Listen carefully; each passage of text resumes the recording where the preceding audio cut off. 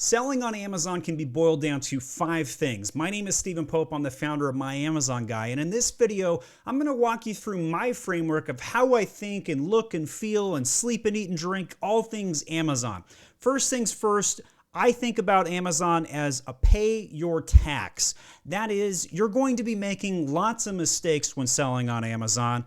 And I mean lots of mistakes. As one example, this is a hot sauce bottle that I, as an Amazon expert, launched 3 years ago, and it was a total disaster. I paid Amazon to bubble wrap this. Mind you, this is a 5-pound glass bottle, super heavy, and it's fragile, right? So I figured I would buy 1,000 of these, ship them in a pallet to Amazon, and Amazon would just take care of all the logistics, right? That's what I thought. Well, what ended up happening is they bubble wrapped it, and I was like, cool, that's good. They put the FNSKU sticker on it, right? All going well so far. And then they shipped it out in padded envelopes. That's right, padded envelopes. And so what I saw next was the dozens and dozens of pissed off customers getting pictures after picture of all of the hot sauce just all over the place. I mean, just everywhere in the mail and the packages and good stuff, right? So you have to pay your Amazon tax. You cannot go to Amazon University. There is no 4-year degree to learn how to sell on Amazon, which is why my second tip is always be learning. And I mean always be learning. If you're not doing at least 1 to 3 podcasts a week and watching 5 videos on YouTube, you are going to be so far behind. So hit that subscribe button because I have over 1,000 videos on YouTube where I go case by case, problem by problem. And I go into the weeds and look at the Excel files about how to upload stuff. And by the way, you can go to myamazonguy.com/videos for FBA tutorials, step-by-step guides. Every Friday at noon, you can come in and ask me any Amazon question, and I fearlessly get on and answer every single one of them. I average like 150 to 200 questions a week. Obviously can't answer all of those in an hour, but I do my best. In here, we have FBA guide after FBA guide from advertising, the aggregators and how they're affecting the space, financing, news and updates, settings galore, brand registry, brand store, catalog, FBA beginner tutorials, logistics marketing rants where I just talk about crazy things like 3-time divorced truck drivers and Russian mail order brides and multi-channel fulfillment issues, and much, much more. My own journeys and interviews with people and product launching and on and on and on. So that's my second tip. Always be learning, because if you don't, you're going to be left behind.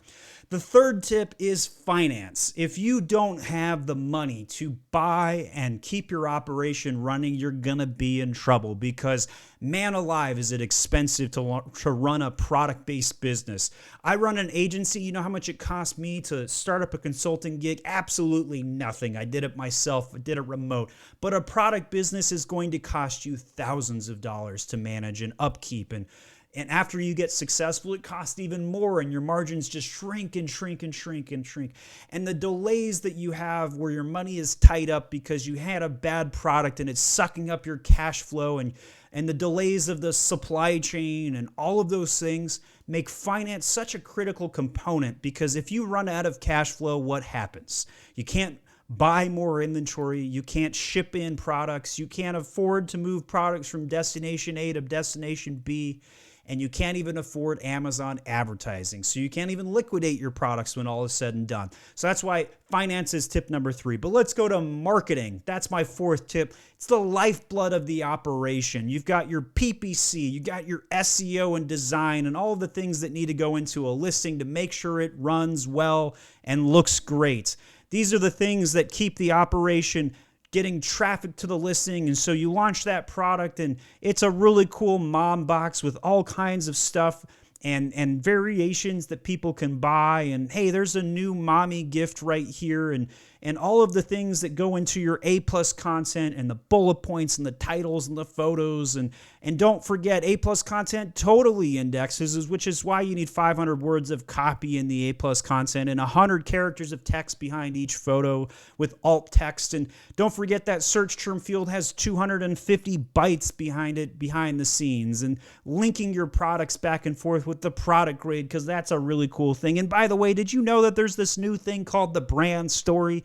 It's part of A+ content, but it goes above your A+ content. So don't hesitate to get your marketing and all of those things in order, because if you don't, you won't have the traffic you need to get your operations off the ground, which is why tip number 5 is operations.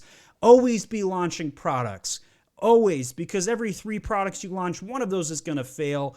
Second one's going to break even, hopefully, and that third one's going to be the winner. So you have to always be launching products. And even if you do find a winner, you're going to have a problem, because this product right here that I launched last year and did $144,000, guess how much it did this year during Mother's Day? Only $65,000. So even if you find a winner, it's going to be a loser the next year. And even if it's a winner one year, it may not even be half the winner the following year. So you always have to be launching products. You also have to have your operations down pat, because there's things like supply chain woes, right? The restock limits, the storage limits, and all of the supply chain. China shuts down a freaking 25% of its whole country for no reason sometimes. And electricity shortages, and then the boat is stuck, and then you got customs and VAT and taxes and all of the things that prevent you from just running a basic business in life. So make sure you have a warehouse, a 3PL, where you can stage your inventory and do your inspections and make sure that all of those things are in order. So that's my rant today, guys. 5 things that you need to do to run your business. Check out these videos next, where I go into a lot more detail about how to run your Amazon catalog. My name is Stephen Pope, and I'm the founder of My Amazon Guy.